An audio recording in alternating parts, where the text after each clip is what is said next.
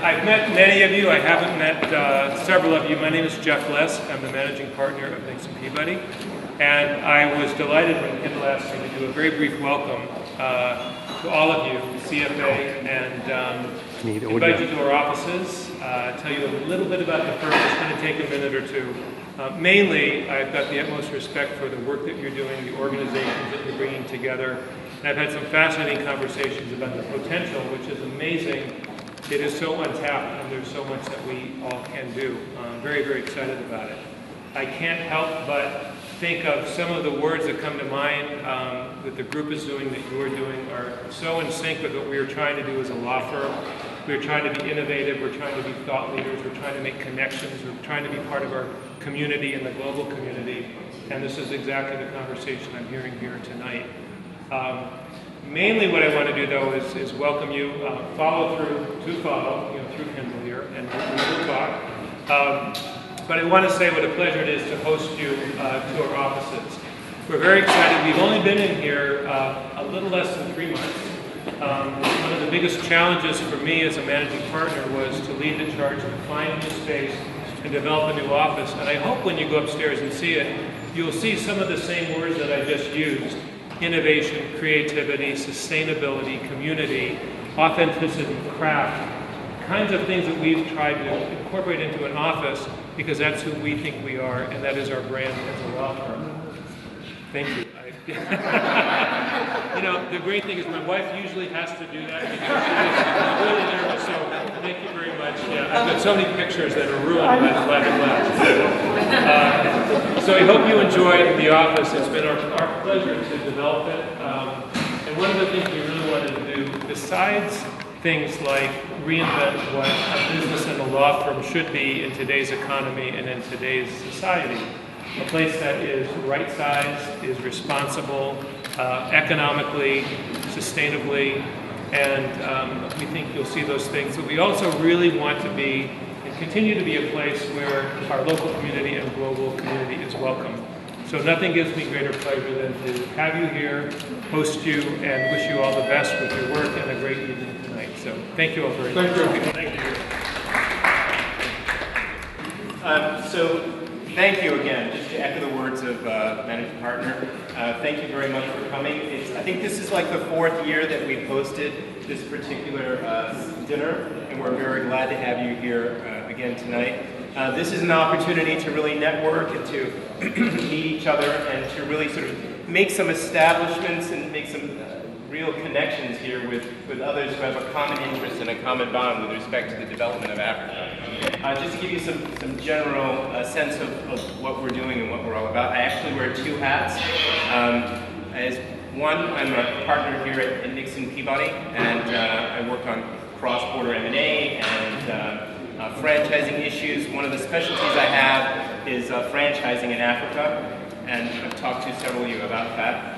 The other hat I wear is that of the executive director of an organization by the name of FlexUR, which is an international network of lawyers that connects the African diaspora. So we have a variety of different national representatives in about 24 countries across the globe. One of the things that we've been really trying to do on the establishment of getting out information on the legal networks is we've been heavily engaged in the publication of books. The first book that we published was Franchising in Africa, which was in 2012, 2014. We had the second edition. It's about 460 pages. If ever you have trouble falling asleep, I highly recommend you pull this out. It's really only if you are interested in franchising and you have a client who's on the phone, do you need to really have an understanding of what the disclosure laws are in South Africa or what the legal framework is in Nigeria. That met with such tremendous success that it's been expanded, and we now have underway in 8 weeks. Please. We have International Arbitration in Africa, which is being published. It's coming out in about 8 weeks, as I said. We also have Private Equity in Africa. And with those books, they're only ones in the marketplace that really create a framework for business people and for lawyers to have some understanding of what is going on in those particular disciplines so they can adequately advise people in the diaspora. So that's my contribution to the table. I'm very curious to meet with you all to find out your individual contributions and how we can work together to enhance the economic development of the African continent. Rosa doesn't need a whole lot of introduction, but I can say that Rosa is my good friend. We've been friends for, don't even talk about it, but it's a long time. But really from the founding of CFA. I think Rosa was one of the first people I met in Washington. She's from Washington. She's from Chocolate City. It used to be Chocolate City. Used to be. But Rosa's also heavily involved in trade. She's what we call the mother of AGOA. And she was one of the people, nowadays people talk about AGOA and you heard about the 10-year, and we're happy about that and all that, but it started somewhere. It started somewhere. Mike Williams wrote the legislation.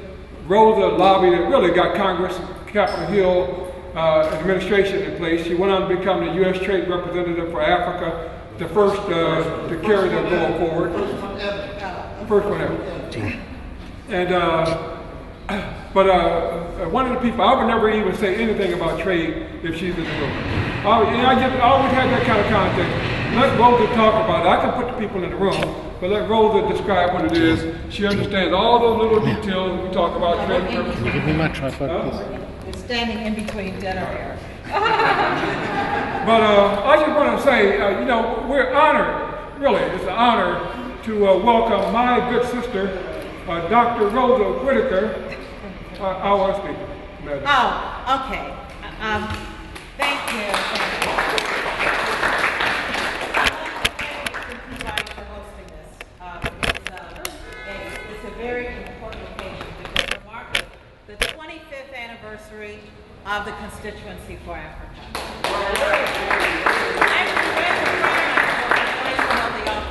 Well, let me just say that I remember a time when AGOA, Debt Relief for Africa, PEPFAR, Millennium Challenge Account, they were all in the future. And they're now in the present and they're very real. And that didn't happen.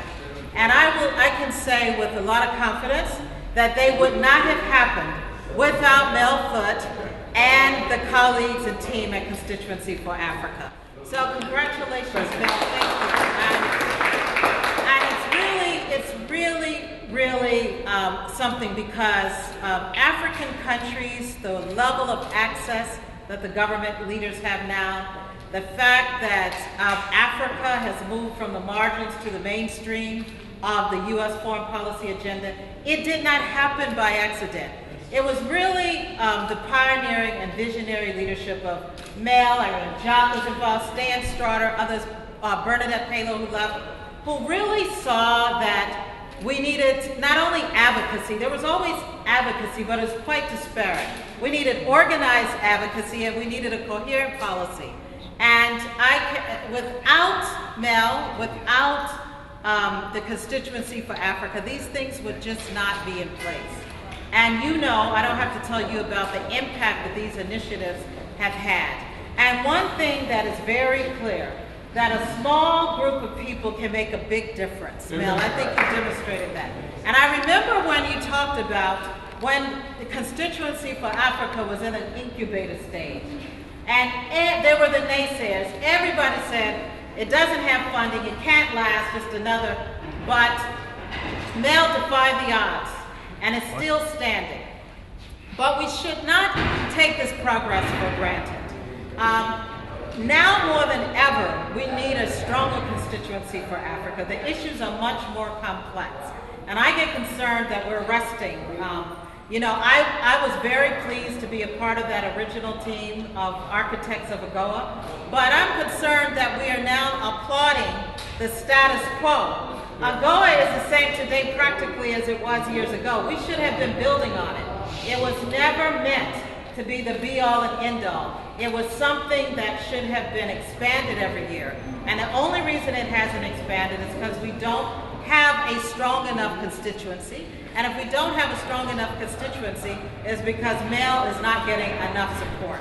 So I hope that we would be here and not just congratulate Mel and the pioneers of this Constituency for Africa, but that we would also recommit to providing them with the kind of support they need so that you can grow from strength to strength. Thank you all, and thank you, Mel. Thank you. Profound. One more question for you. What do you think is the prospects for U.S.-Africa relations? Do you see us going in the right direction, wrong direction, standing still? Are you optimistic?